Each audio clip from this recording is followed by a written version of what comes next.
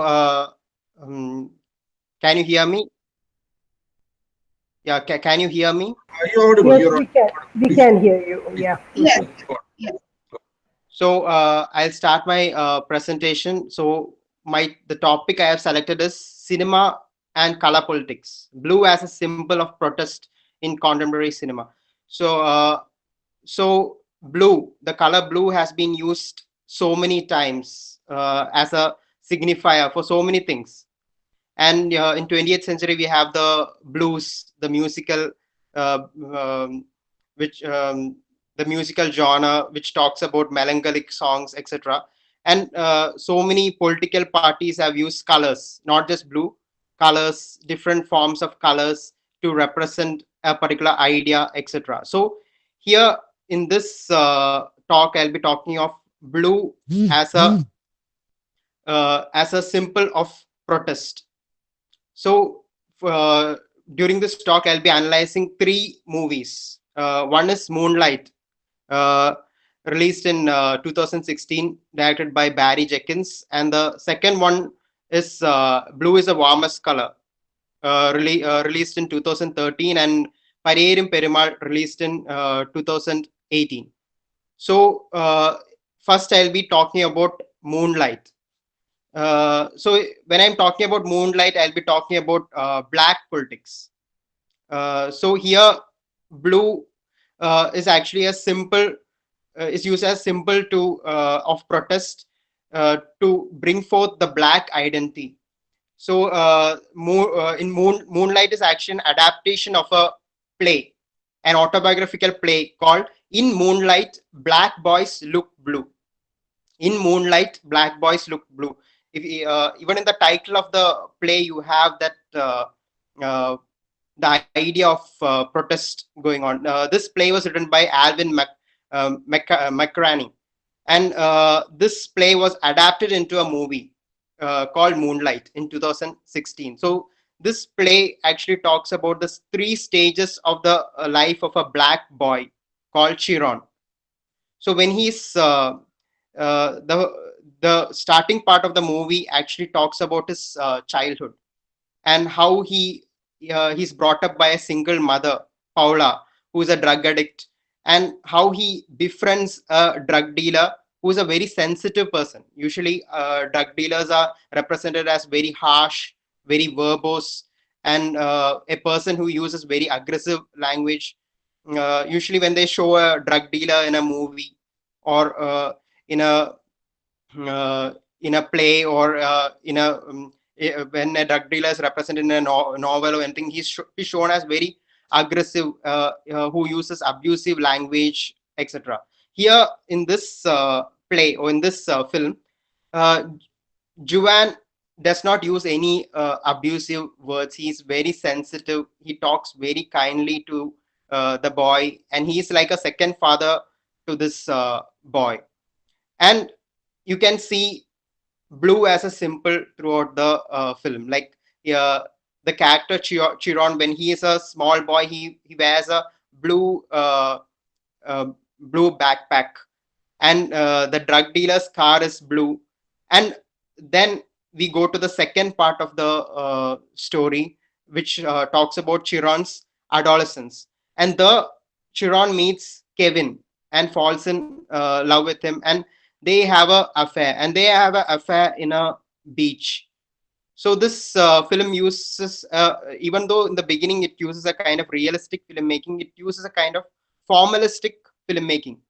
In a formalistic style of filmmaking, the audience is aware of the film techniques used in the movie. Naturally, a sea is not that blue, or when you go to a beach, you won't find everything to be blue. So here, blue light is used in this scene to make it more symbolic, to bring out the symbolic representation of blue. So I'll go back to the history of cinema. So in there is a famous video essay called "A Case Against Black and White Movies" by a YouTube channel called Now You See It. A Case Against Black and White Movies. In this video essay, it's told that black and white movies are actually racist. So black and white movies are racist because black and white movies always show white as something good and black as something evil. So you can say that it's actually an easy way to communicate to the audience, especially in the silent era movies, where when you have characters wearing white and characters wearing black, it's easy to communicate who is the hero and who is the villain in a particular story. But it after a point, it becomes a stereotype. For example, in the famous movie A Birth of the Nation, you would have heard, it's considered to be one of the greatest movies in the world. Birth of the Nation by Griffith. In it was released in 1916. It was the move. It was the movie which used excess a lot of close-ups and it created a lot of technical revolutions in the movie. But at the same time, this movie is very infamous because of its racist themes. In this movie, white characters wear black paint and act as blacks. So blacks are shown as evil. So in a scene, you can find when a black character comes, a white girl runs and commits suicide because she feels that the black character will abuse her. And there are scenes where the blacks are shown as savages.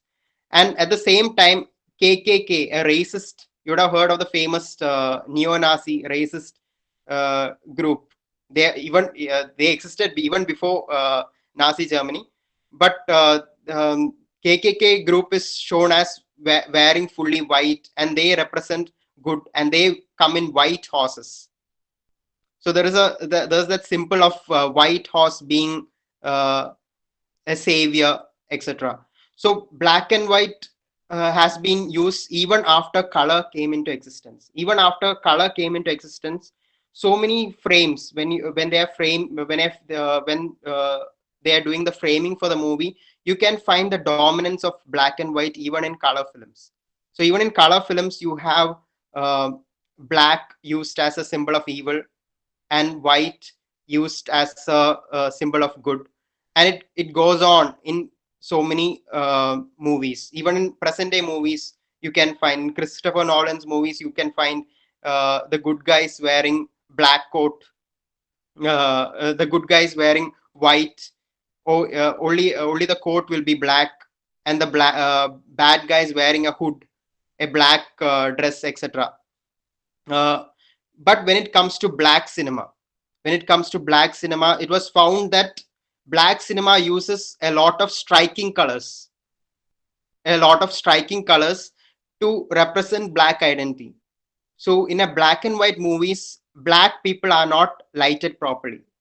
When you watch black and white movies, when they show black people, you would notice that they are not lighted properly, and uh, you can find that they don't look good on camera. But when black filmmakers started making movies, they started using a lot of bright colors. So because black people look more good in these bright colors, and black people can show off their identity. Their skin looks better when contrasted with a bright color.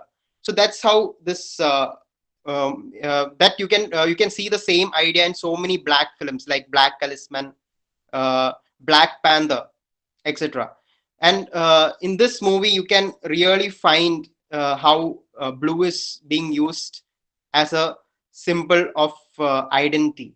So every time there is a change in the identity of Chiron, you can find the blue color becoming more brighter and brighter. In the end part of the movie, in the last scene of the movie, you find actually he's grown up. Chiron is grown up, and he tries to adapt to stereotypes. He wears braces, gold braces, etc., to look to fit in into the society, etc. Then once again he meets Kevin after so many years, and they reunite.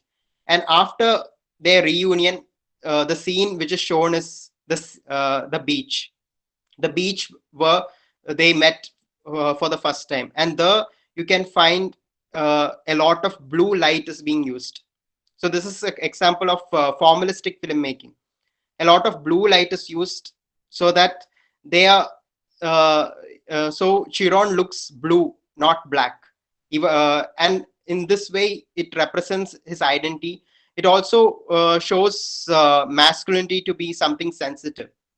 Like I told you earlier, black characters in most of the movies are shown as highly verbose, who speak loudly, loud voice. They use a lot of loud voice, and they are very over expressive, etc. But in this scene, you can find their voice is very, they are soft spoken. Even the tone of the voice, you can find they are very soft spoken, sensitive, vulnerable, etc.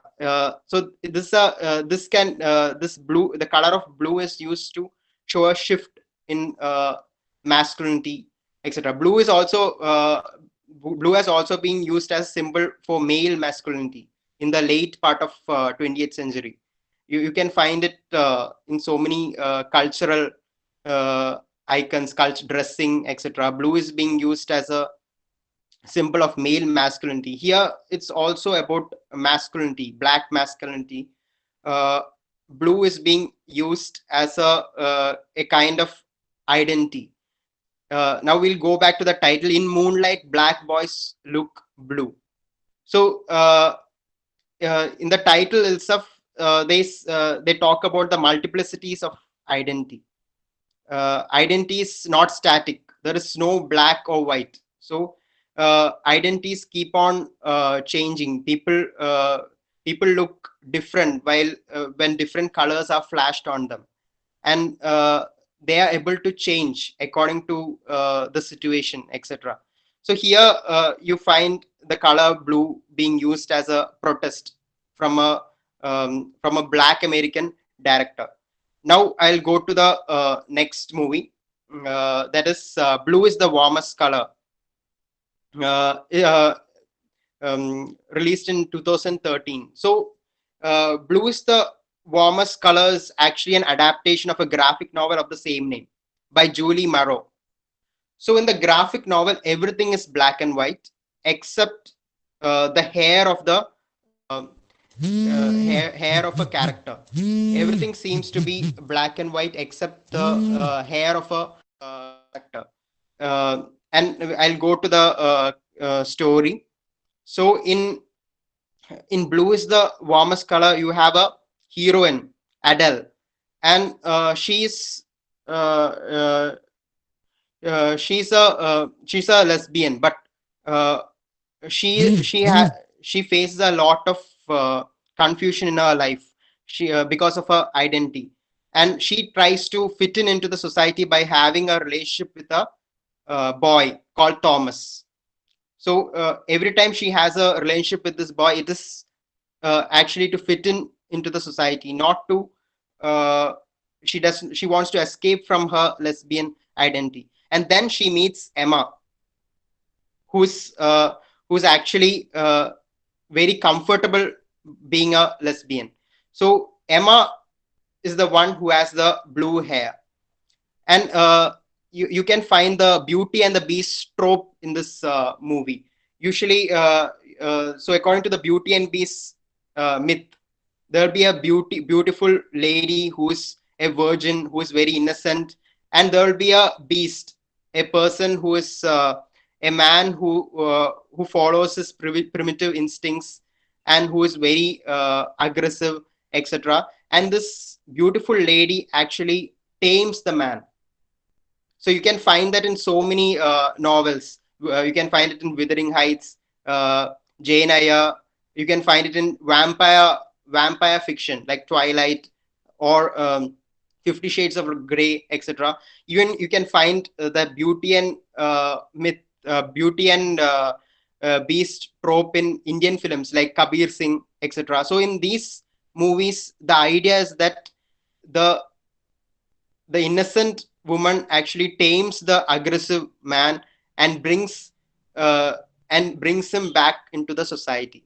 So this is actually a kind of stereotype that exists in so many movies. In every movie, it's repackaged in a different way. This idea of beauty and beast. If you notice carefully, in many romantic stories, especially in Mills and Boon's Harlequin stories, this is the common trope of the Beauty and the Beast. And even women are are supposed to like this kind of trope. Many you can find many romantic stories with which are very popular with women to have this particular trope, Beauty and the Beast trope. And in this movie, actually, Adele is the beauty and Emma is the beast. And Adele actually has a relationship with Emma, and actually she tries to tame her, but in the end, she's not tamed. She sticks on to the identity. If you get a chance to read the graphic novel, Blue is the Warmest Color, you would notice this better. Like everything in the graphic novel is actually black and white. It's a black and white graphic novel, but the only drop of color is the hair of Emma. The hair of Emma is blue in color. If you all other things in the graphic novel is purely black and white. So in Blue is the Warmest Color, you can find so many references to Jean-Paul Sartre. And Jean-Paul, there are so many references, even the dialogues, Adele, and all the conversation between Adele and Emma, you can find so many reference to Jean-Paul Sartre. And Emma uses that famous line, "Existence precedes essence," uh, and she feels that those lines give her a new identity. Existence precedes essence.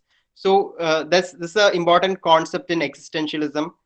It's put forward by Jean-Paul Sartre in the novel Nausea, and in the novel he uh,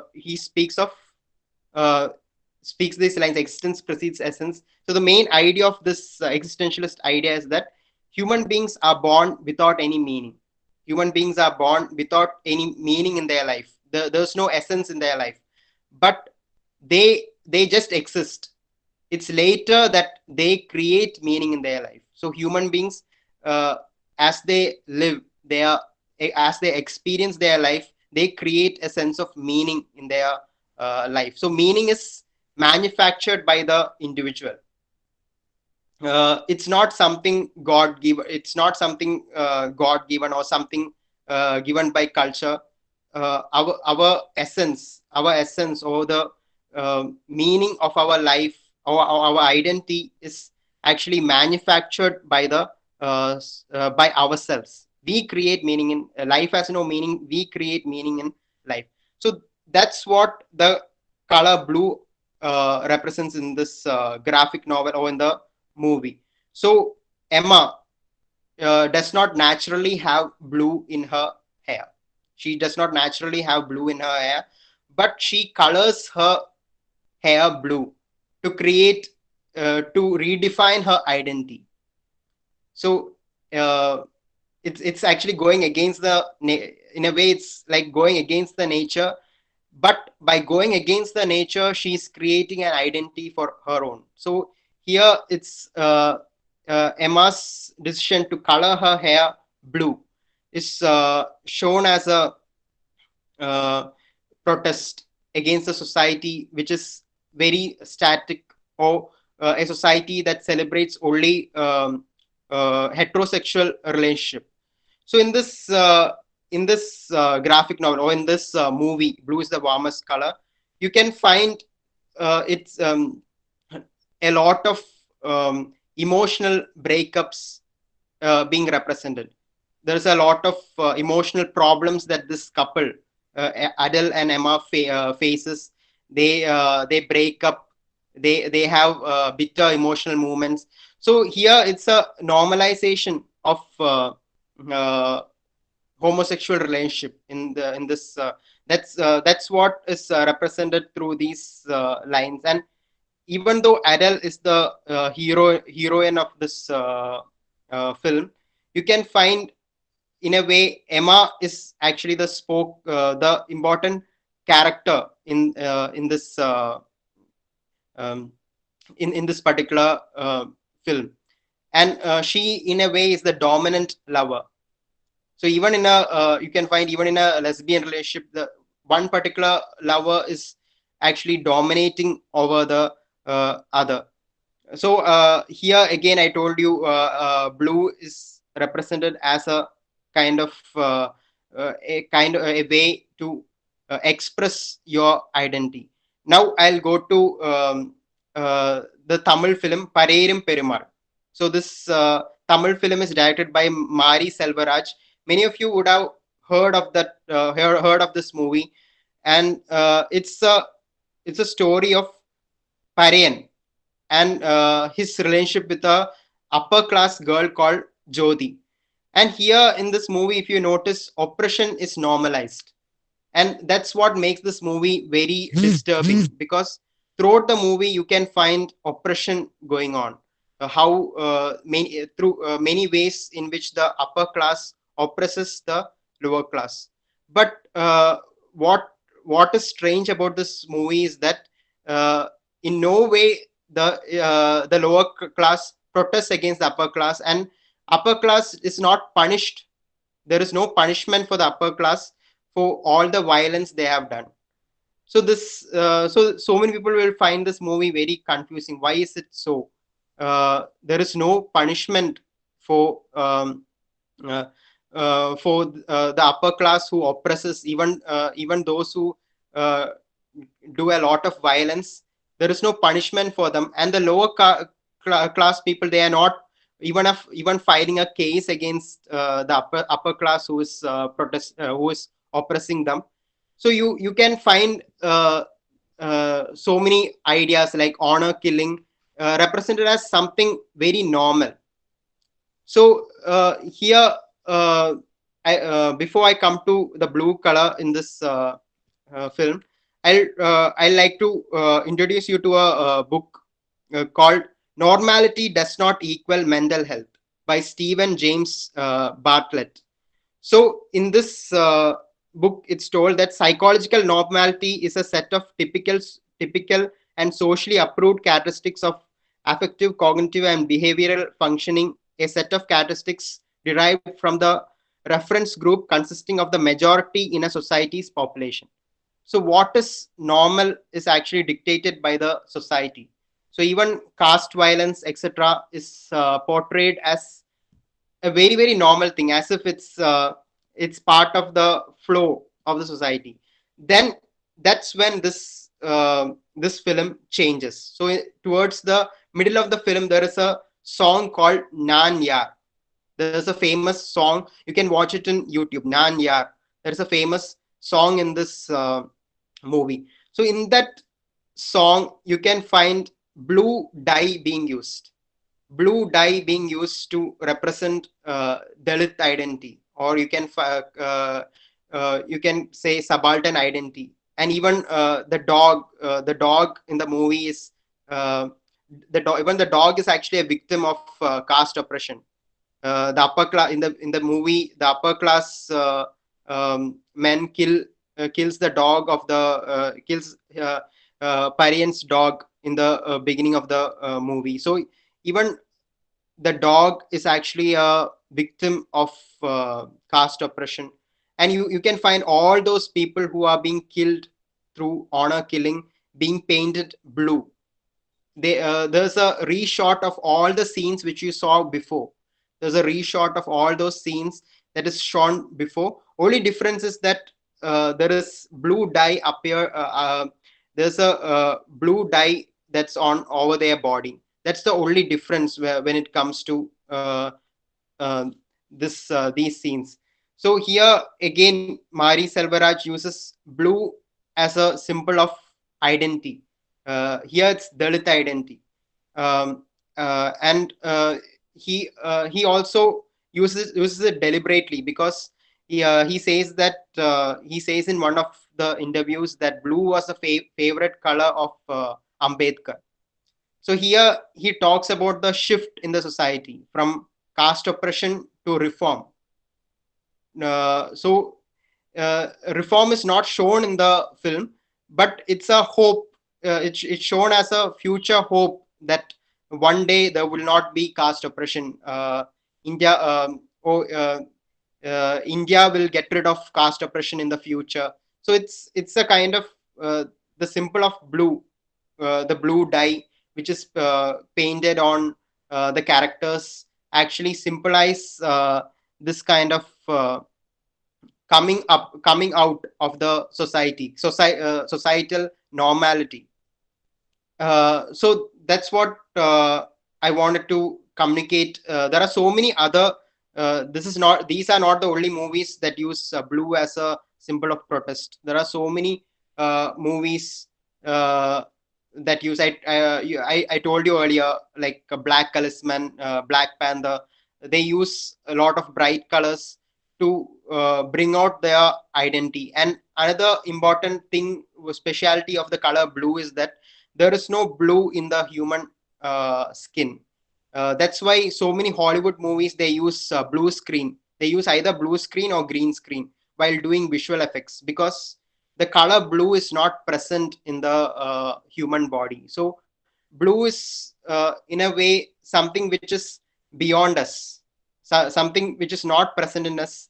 Uh, Usually that's not part of our color identity, because you take any human being, there is no color blue in his skin. Any, you take a black, you take a white, you take a brown colored person, there is no blue in his skin. But blue at the same time uh, talks about something beyond the racial identity, beyond the skin color, something that goes beyond the skin color, and something which is very bright and symbolic in one sense. So thank you. I am ending my presentation. Okay, thank you, Denvor. Thank you. So do you have, Okay, thank you, Denver. That was very engaging. so do you have any Yeah, we'll have a discussion, Denver. Let's have a discussion. So let's have an interaction. You're free to raise your questions and suggestions, to which Denver will respond. You can also post your questions in the chat box.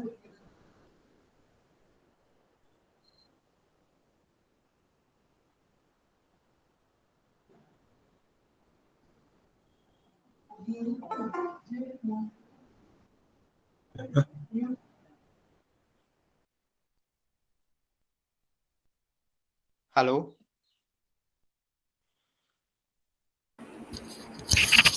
Hello. Hello, questions, Hello? Yeah, responses.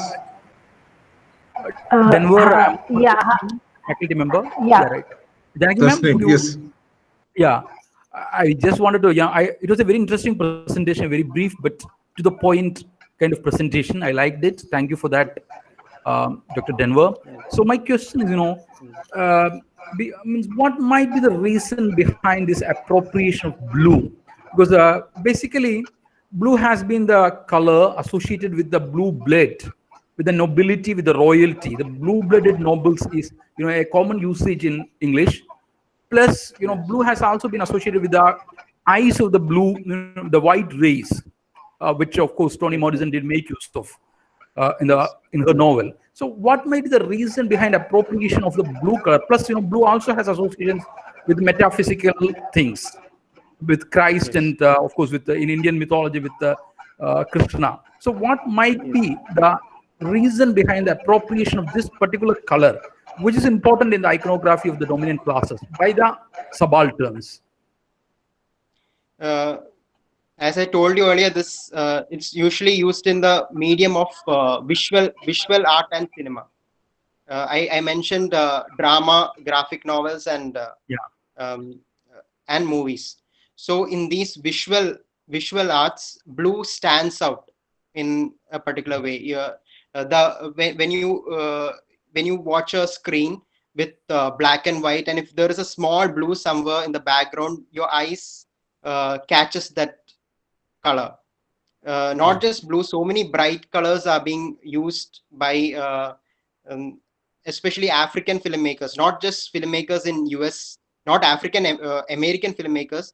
Even if yeah, you look at Nigerian films, they use a lot of colors, bright colors.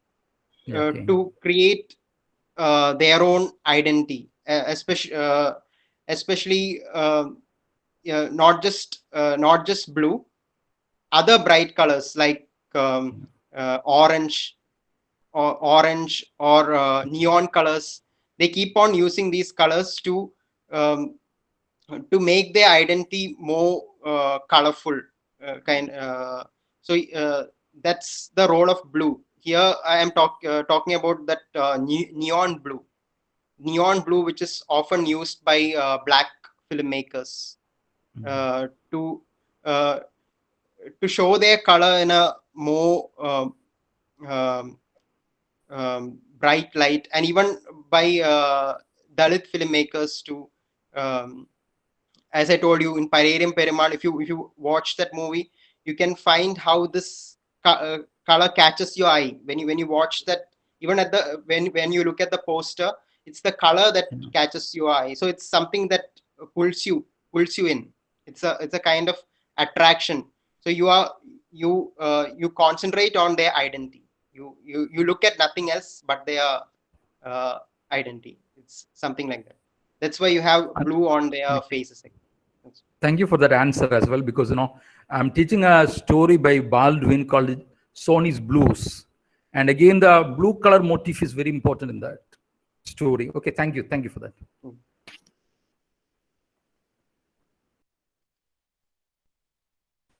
Denver, there's a question in the chat box. If you Yes, could yes. look into that, please. That question is a little incomplete, Asha.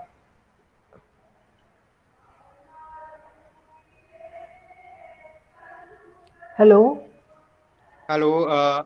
Hala, your question is incomplete. Could you please complete that? Janaki ma'am, can you speak? Yeah. Hello, Denver. I think the question, she has completed the question. Please address that. After that, I'll ask a question. Yeah.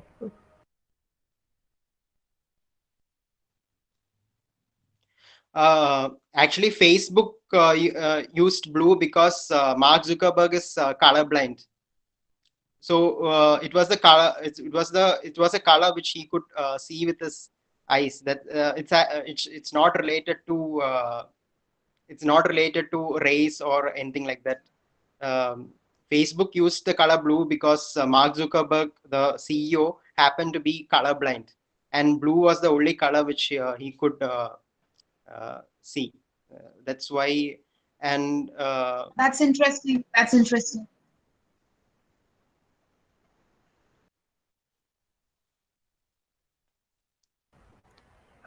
Have you finished answering that question, Denver?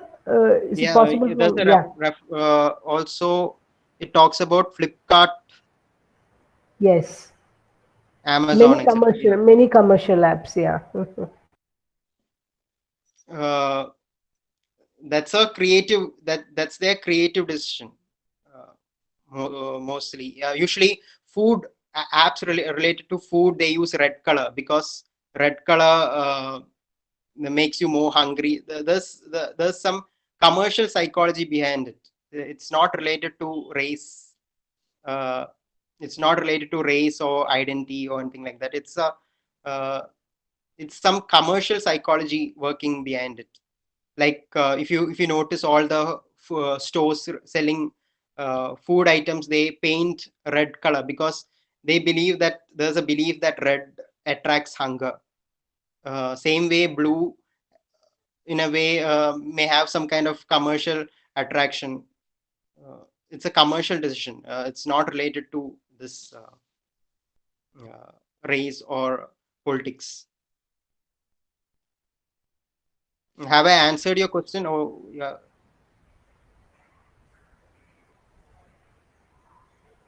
Have I answered your question? Hala, he's asking you. Has he answered your Hala question? says, Yeah, thanks, she says. yeah, ma'am, she has responded. Yeah, She has okay. responded. Yeah, Denver, I'm Janaki. I'm also a student. I'm also teaching in this department. So I just wanted to extend from what Hala and earlier my colleague Umar Tassim had mentioned. Yes. because these colors are used in wide variety of cultural contexts. They have all, Yes. I think they have their histories also, right? Yes. They have certain histories. So when you take up movies from different disparate cultural contexts, definitely I Yes. understand there is a thread uniting them all, because you are dealing with subaltern identities, oppressed selves, subordinate identities. At the same time, isn't it also important to locate them in their cultural specificity? I was just wondering, isn't it important? Because Pariyerum Perumal comes from South India, blue is the warmest color comes from Europe, and the understanding of blue will be different in different contexts, I feel. Don't you think that also needs to be addressed when we are talking about this? Is a very interesting paper, but can we come to a general conclusion is something which I'm finding slightly uncertain about, because Pariyerum Perumal comes from within Tamil cinema, and Yes. Tamil cinema has a distinctive tradition of using colors. You know, Yes. Malayalam cinema pole alla Tamil cinema. There's a different way in which colors have been used on screen, and there is a way in which the masses, and again within Tamil cinema, to which category does Pariyerum Perumal belong to? That also is very important, isn't it? It starts as a Yes. typical love story. It caters to a particular Tamil idiom of filmmaking, not a Yes. Malayali idiom of filmmaking at all. So these differences in cultural context are important, and I feel also the different film cultures that these films belong to. Yes. It will be, I'm just suggesting you, what you've said is very interesting. I'm just suggesting that if you could just locate these films into their own context of cinematic representations, because I think it's very important to see blue is the warmest color against a history of European cinema, and how that Yes. European cinema has addressed the notions of sexuality. I Yes. happened to read an article on blue is the warmest color, which says that the stages in this relationship between these two women are symbolized by this changing shade of the blue in the Yes. hair. Or Yes. somebody has said that. I don't know how apt it is, because I saw the film long time back and I've not been able to revisit it for quite a while. But I happened to chance upon this particular article recently. So that's one thing that I wanted to ask you. Isn't it? Doesn't it matter that we also look at the way how the color fuses into the grammar of filmmaking, the visuality? How the shot is composed. All those things also need to be factored in a little. It is an interesting argument, but what you have put forward. But I think these differences in political, and because as you said earlier, when Hala asked you regarding Flipkart and Amazon and all, Facebook and all, there is a commercial psychology. There is something Yes. called the color psychology that informs many of these commercial stuff. At the same time, in filmmaking, there is a conscious use of color from a very different angle. So we cannot bring these two together, because you're looking at the politics of color and politics Yes. of cinema and Yes. representation both together. Yes. So I think you need a wider and a more subtler canvas that you need to explore. Also, it will be more interesting. Your paper will be much more enriched. I Yes. just feel that. I don't know if you want, you can respond. It was just a suggestion. I just felt. Uh, okay. Yeah. What I want to say is that uh, this is about the language of cinema, which is in a way universal. So uh, all these, even though it's coming from different cultures, they all belong to the language of cinema, and cinema communicates in a similar way. I told you, I talked about the origin of cinema, which started with black and white, and how certain colors have an impact in the when it comes to the language of cinema. So Denver, the language or can I just semantics of interrupt cinema, you? Yeah, yeah, okay. No, I the just feel, yeah, because however, I have my problems with that argument. That's why I'm saying this. However universal the language of film is, each cinematic tradition comes from a particular culture and a yes, yes, tradition and a history. So we cannot do away with that, Denver. Because ഇപ്പൊ blue എന്ന colour ഇപ്പൊ നേരത്തെ ഉമ്മർ സൂചിപ്പിച്ച പോലെ blue ഇപ്പൊ ഇന്ത്യയിൽ വന്ന് നിങ്ങൾ ഒരു സിനിമ എടുക്കുന്ന സമയത്ത് ബ്ലൂ കളറിന് ഒരുപാട് ഡയമെൻഷൻസ് ഉണ്ട്. Different meanings. Yes. മീനിങ്സും ഡയമെൻഷൻസും അസോസിയേഷൻസും ഉണ്ട്, from religious to very very personal ones. അപ്പൊ ഈ blue is the warmest colour will communicate very differently here, you know. Yes. Indians were always, so many people, when it was screened in IFFI, why blue? Why blue? Because we associate with blue very differently, isn't it? Yes. I don't know. I'm not very sure whether there's a universal language at all. അങ്ങനെയാണെങ്കിൽ പിന്നെ white സിനിമയും സബോൾട്ടൺ സിനിമയും തമ്മിൽ വ്യത്യാസമില്ലല്ലോ, എല്ലാവരും ഒന്നല്ലേ ഉപയോഗിക്കുന്നത്. You are talking about colour in the context of subaltern cinema അല്ലെ? Politics of colour ആണല്ലോ എന്നോട് പറയുന്നത്. അതുകൊണ്ടാണ് ഞാൻ ചോദിക്കുന്നത്, അങ്ങനെ പറയാൻ പറ്റുമോ എന്നുള്ളൊരു സംശയം അതുകൊണ്ടാണ്. Because in a cinema, when you see the color blue, you get attracted to it. It's in a way, it's I feel that it's being used in a kind of traditional form. Even Indian film actually follows certain European traditions when it comes to filmmaking. Yeah, I agree with that. നമ്മൾ ഒരുപാട് follow ചെയ്യുന്നുണ്ടാവും. Yeah, we do. I'm not denying that. I'm not saying that there's completely an insular, totally distinctive Indian way. അങ്ങനെയൊന്നും ഞാൻ പറയുന്നില്ല. There's a lot of crossovers that are taking place.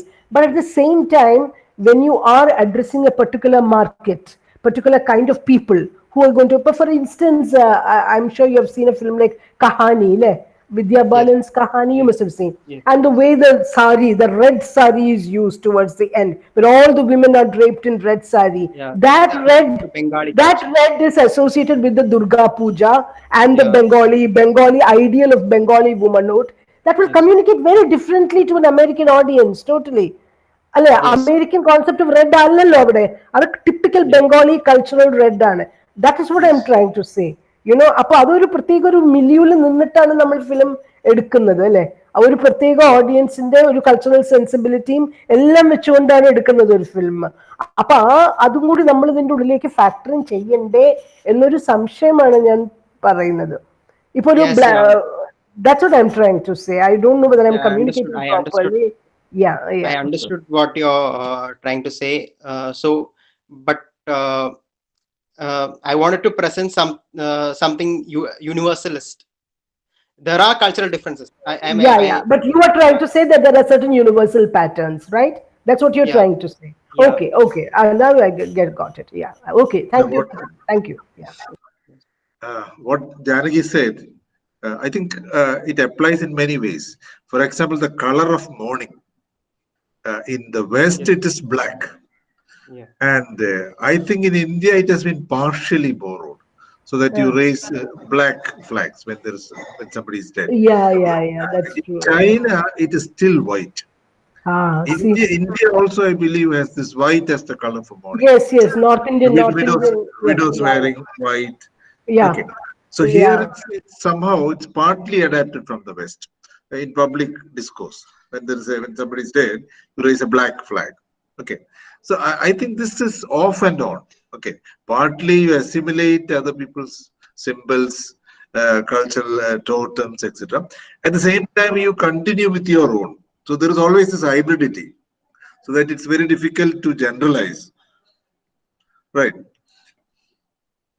Yeah, that's what I was also trying to say.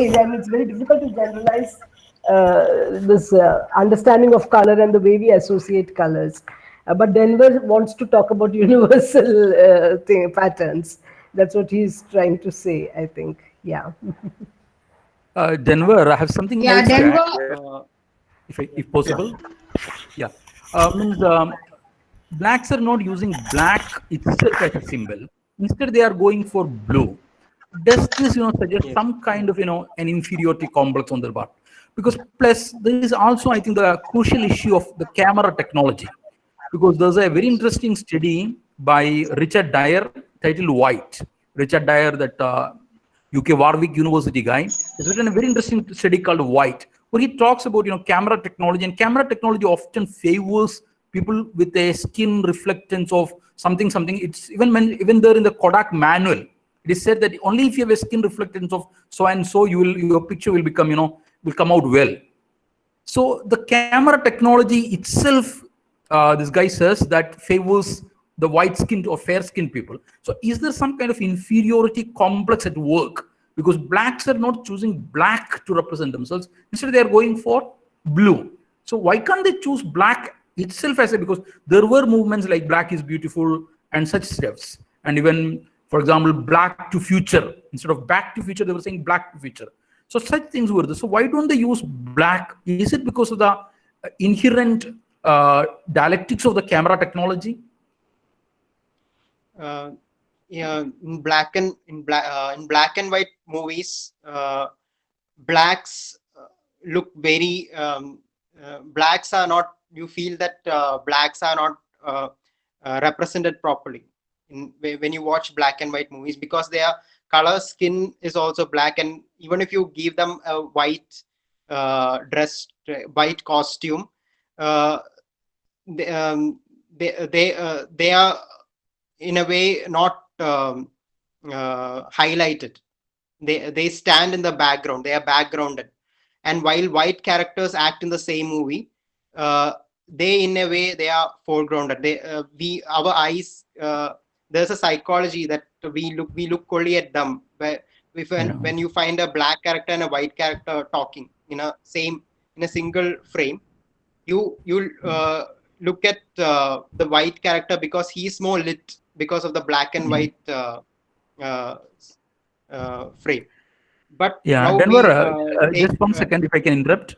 And this also, this dynamics also works. That's again by Richard Dyer, who says that in the case of male-female, dualism. For example, whenever Princess Diana was photographed along with her husband, more light fell on her and less light on Prince Charles. He did study many photographs of the couple and said that this also works, means always the female is portrayed as angelic, whereas the male is portrayed as normal. So he says that the normal was always the white Anglo-Saxon wasp guy, whereas the white woman was portrayed as angelic, and the black woman and the black men were portrayed as, rather devilish, like Caliban-like. So this was what he said in his it's a wonderful study, especially since you are, focusing on this color, dynamics. Okay, carry on. Yeah. So when it comes to black cinema, not just there is African American films, but at the same time, when it comes to black cinema, even Nigerian films, their dress is very colorful. So and when certain, for example, you have heard of this movie Rafiki. Okay. In that movie, you can find a lot of colors being used. Like the hair is purple, the dress is red, etc. You find all these contrasting colors being used. So these colors actually show cultural diversity. In a way, it puts focus on their cultural diversity. Even in that movie Black Panther, which is a commercial movie, there is a scene which shows African culture in Wakanda, and there's a waterfall with so many people wearing different colored dresses. So this color, at the same time, when they show America, most of the people wear white coats, black coats, and white shirts. When they portray America, they portray it in black and white palettes. But at the same time, when they show Wakanda, they make it very colorful. Everyone has a different jewel on their body, which has so many colors in it.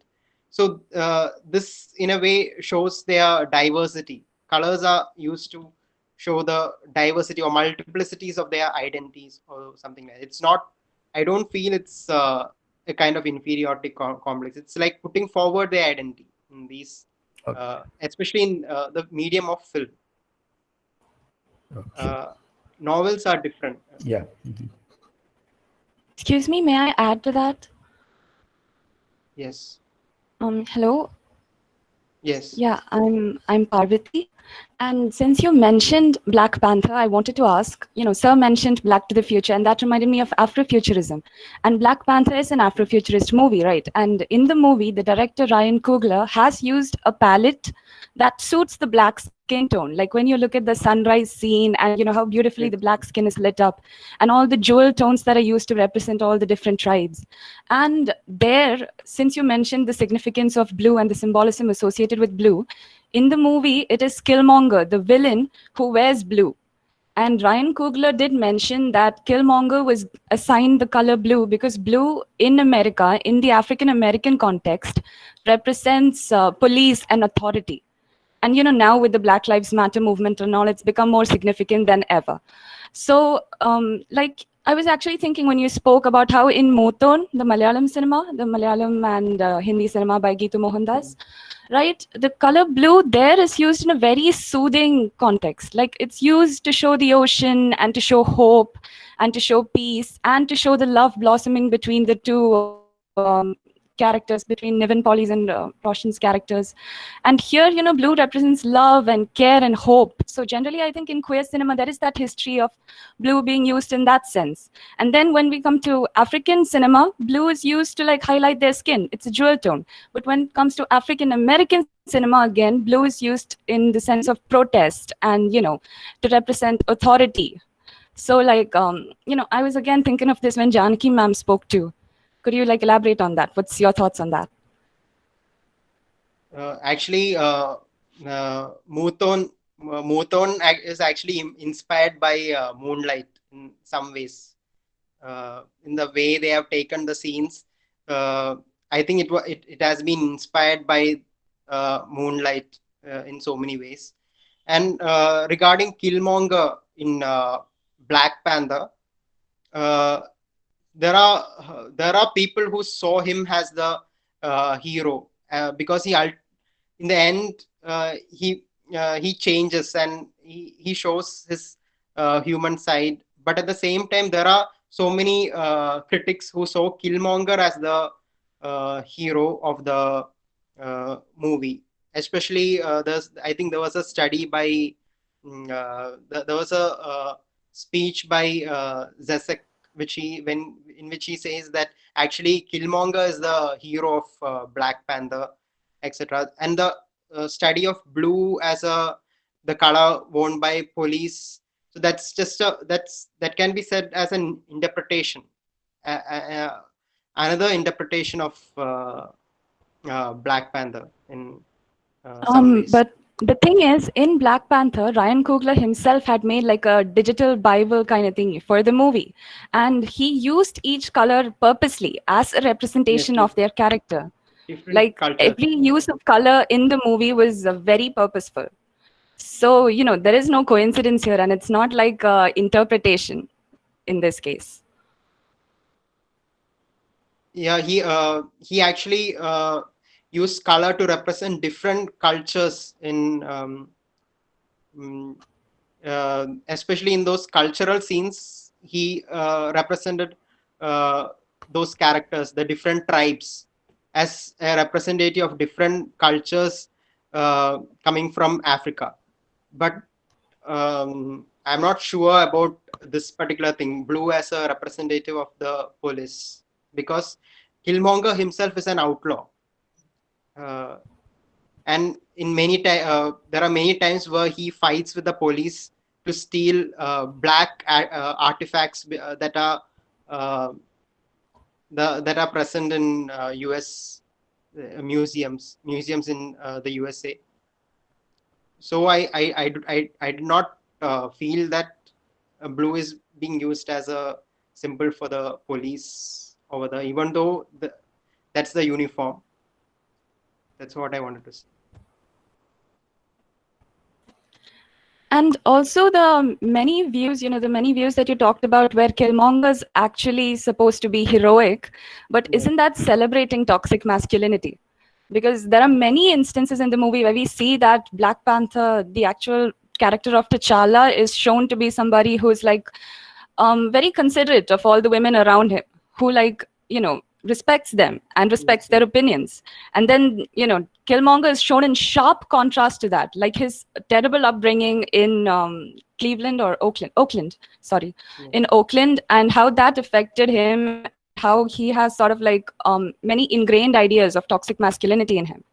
And, I think that it's wrong to actually celebrate his character just because he showed that towards the end. It was, just because of that one dialogue in the end where he's like, just throw me in the ocean with the ancestors, like our ancestors or something like that.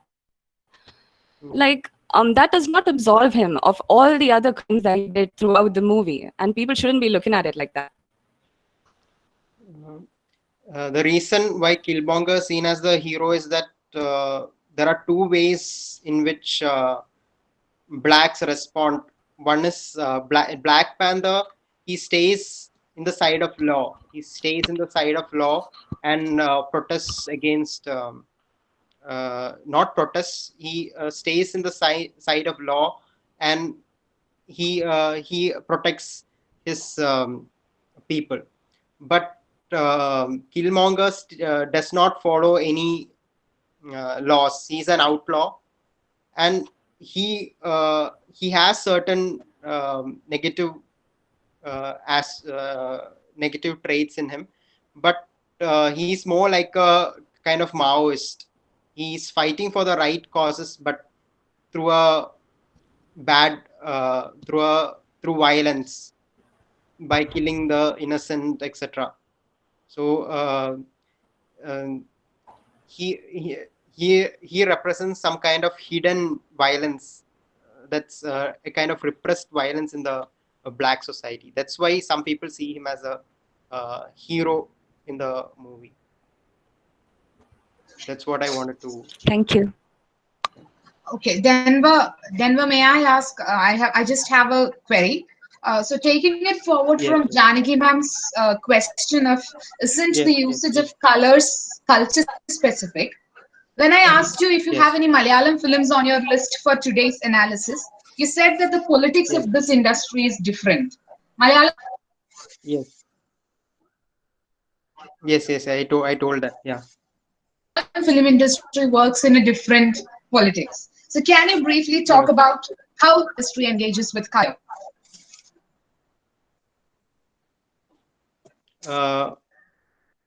Why I talked about that is I didn't find any when I watched Malayalam movies. I didn't find there could be movies that used the color blue, but they did not use it for a kind of protest. There were no instances where blue is being used as a protest, etc. So it didn't suit my idea, my topic.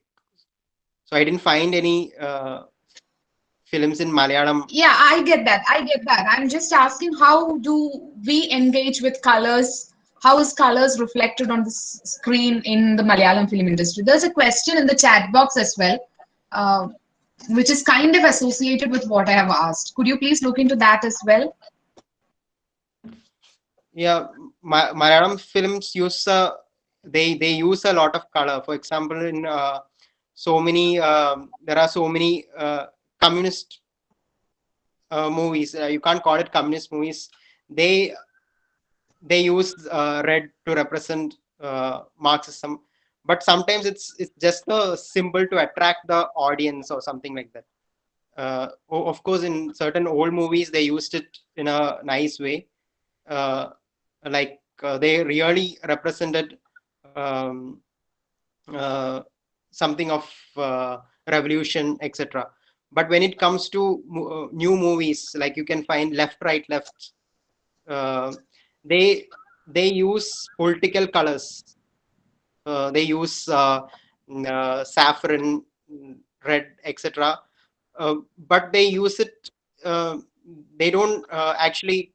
They just use it without talking about the ideology or without talking about what it actually represents. They just use it to attract audience to the theater.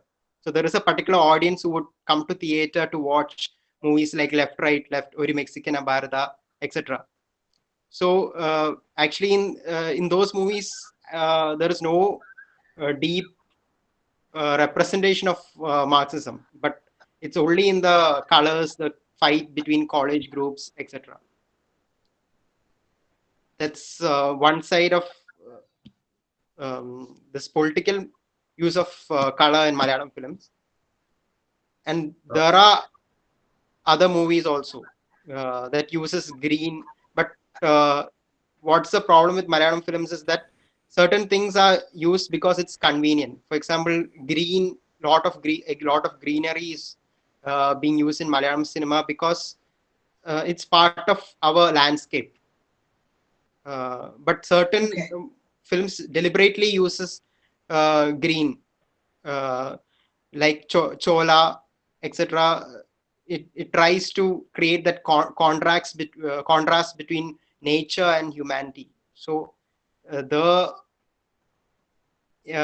deliberately those movies use green, but there's no instance of blue being used as a symbol of protest. Okay.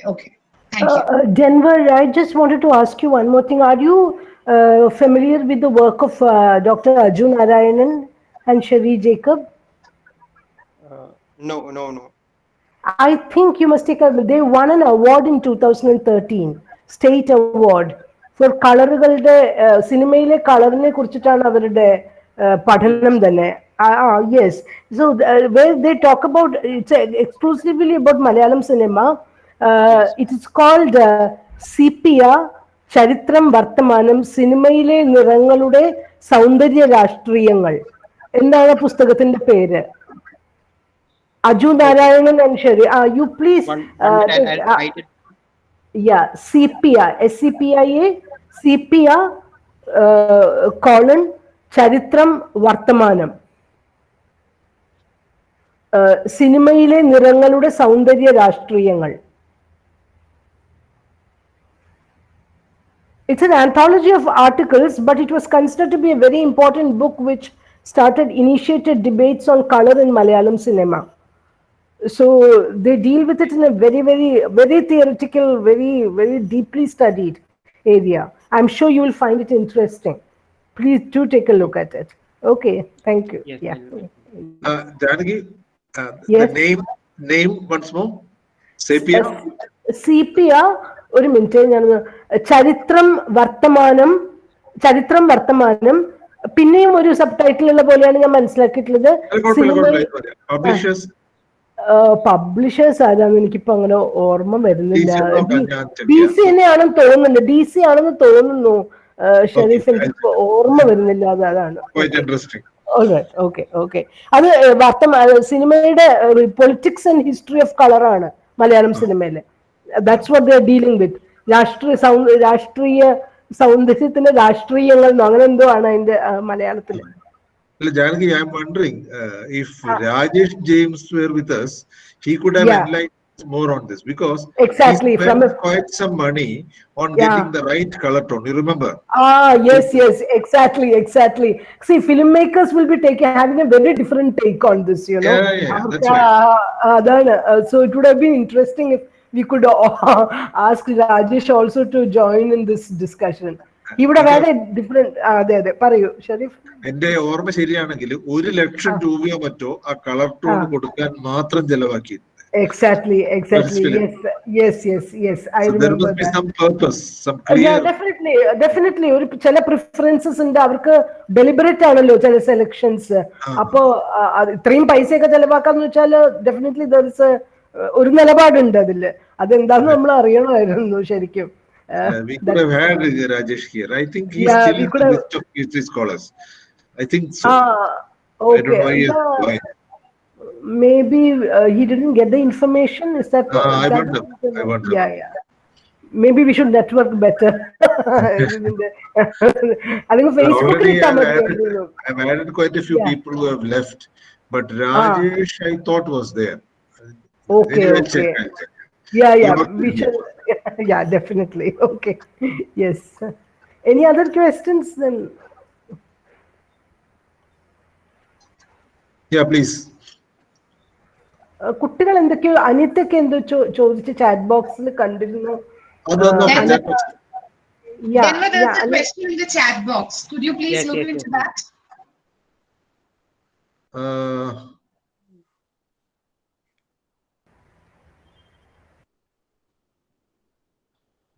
Are there questions? Can't see any. Actually, Anita had asked a very interesting question regarding Malayalam cinema. Did he respond to that? Was he responding to that? I don't know. Chat box I continue. I can't see any questions. What happened? The question is still there. Is it? But we Yeah. can't see it. Should I read it out? Yeah, please do. Please do. Okay, then. Could you please share, this is Anita's question, okay? Could you please share how much you think the Malayalam film scene has made use of colors to represent marginalized groups of people? More often than not, bright colors have been employed to represent the elite in commercial Malayalam cinema. Do you believe this has been overdone? Similarly, male characters who wear brighter colors that are stereotypically meant to be used by women are looked down upon, quite in a homophobic context. So how do you see this? Unquote. This is Anita's question. Okay.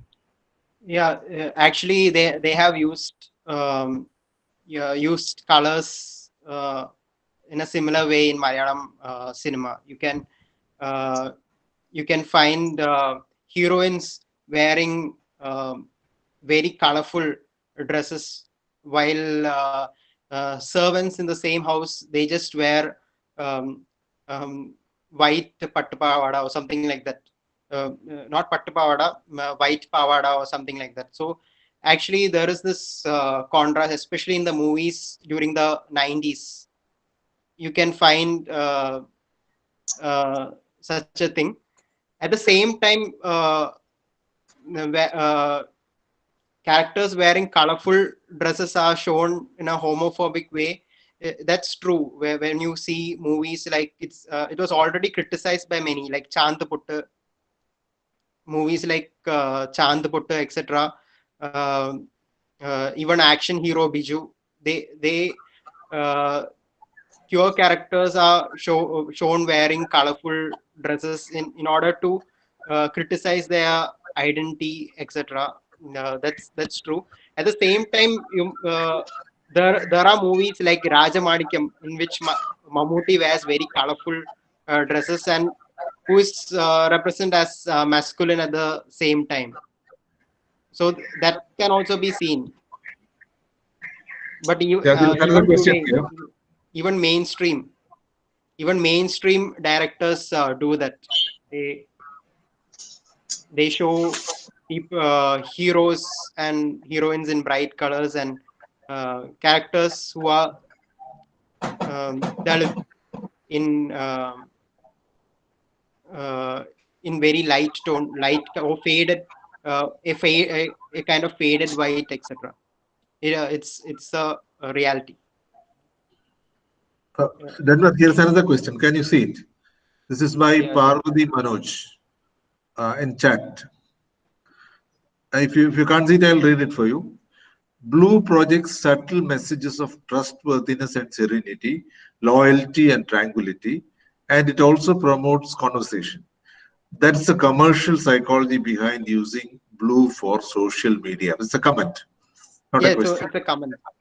It's a comment. Yeah. So would you like to say something about that? Sir, that's a response to a question which was previously raised. Okay, fine.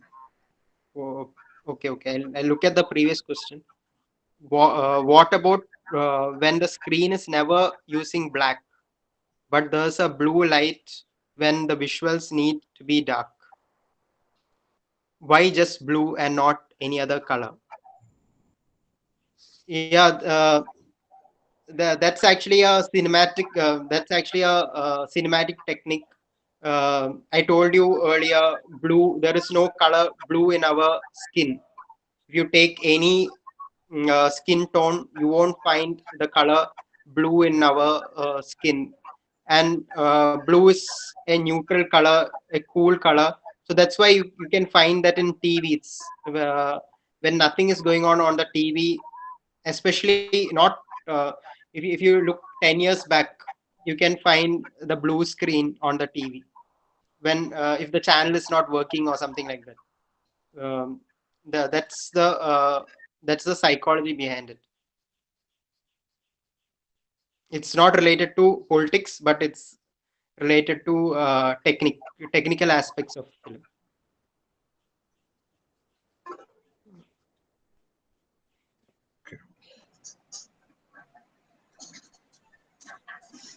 This is also true. What Parvati Manoj said is also true. It could be because of trustworthiness. I agree to that. Yeah, just reminded me. I remember reading something about the play of shadows and light, something very similar to what we are discussing today. Probably old Malayalam film, 60s, early Yes. 70s, experimented with this quite a lot. So I don't know if any study has appeared. Quite early, much before Malayalam cinema actually arrived in 1940, a play called Samattvavadi appeared. I don't know if it has been presented.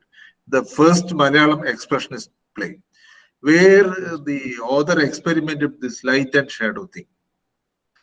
I haven't seen a performance yet. So there are similar, experiments. Probably Arabindan's thumb is a good example. I don't know how it works out as far as symbolism is concerned. I think when it is coming quite a lot. I would like to comment something on it. There's a movie called Bram Stoker's Dracula um, by a famous director Coppola, and he hired Japanese shadow play artists. I feel there is a similarity between in Kerala shadow play and the Japanese shadow play, and he used the shadow play to show Dracula's shadows in that movie. I don't know if anyone has seen the movie Bram Stoker's Dracula by Coppola. In that, Dracula looks different and his shadow looks different. So the shadow is the black shadow of Dracula is used to show some kind of fear, and that's also a kind of stereotype in cinema. If you look at old cinema like Nosferatu, the Russian film Nosferatu, the shadow of the vampire, etc., is represented as something evil, the black shadow. And there are so many movies that show the shadow as something evil, but in Japanese context or in Indian context, that is not true. But in certain times, they adapt the culture of the West and do a similar thing. I'm looking back at the film you mentioned, Birth of a Nation. I think at the micro level, shadows have been used by directors quite a lot. In Birth of a Nation, there is a scene where the soldier is returning from the war. The girl's brother, they were defeated. The Southerners were defeated. So the director first makes a shadow appear. The shadow stays on the screen for about more than 5 seconds. Only then the soldier appears in person. So at the micro level, probably many directors have used this. Yes, many directors have used. Yeah. That's an old example. Especially in old films, in silent cinema, there are a lot of examples of shadows. Especially Chaplin, definitely. Expressionist movement. If you look at the expressionist movement in Germany during the 1920s, so many directors have used shadows and huge. Dr. Caligari. Yes. They have used huge sets and shadows to communicate the point. But here, shadow is used as terror or to symbolize terror or something negative, mostly. But there are instances of positive use of shadow also, but mostly shadows have been used to symbolize terror.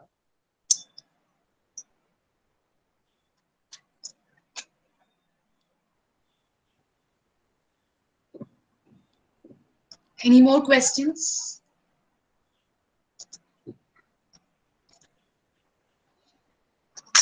Sir, it seems there are no more questions. Shall we wind up? Yeah, if there are no more questions, yes. Okay, so let's wind up. Thank you, Denvor, for your time and your very interesting presentation. Thank you, everyone, for your presence, your patient listening, and your active discussion. Thank you all. We'll wrap this up. Good to see you all. We'll meet again next week. Thank you, everyone. Okay, thank you. Thank you, Denvor. Thank you, Denvor. Welcome. Yeah, Welcome, thank you, welcome. Asha. Yeah, thank you, Denvor. It was Welcome. great listening to your talk, and thank you, Asha, for keeping the flame of Research Forum alive. And thanks, Sharif, for doing the trial run yesterday, so that we didn't have to be badly disappointed like last time. You know, I hope Sapphire will come back again sometime. Yeah, Yes, Sapphire, I think I'll joined schedule today. her on a free slot. I'll schedule her again. I Okay, saw all right. Sapphire Okay. today. She did come in, Sapphire. Oh, she came. Okay, all right, all right. She could have tried asking a question to see whether the audio is working. But she left a little Anyway, afterwards. She was here at the beginning. hello. Oh, she was here. Oh, I didn't see that. Okay. Anyway, so nice, nice to keep this going. Anyway, thank you all. Okay. Thank you. Thank you. Yeah. Thank you. Thank you, Denvor. Bye, Thank you. bye. Thank you. Thank you. Bye. Bye. Welcome.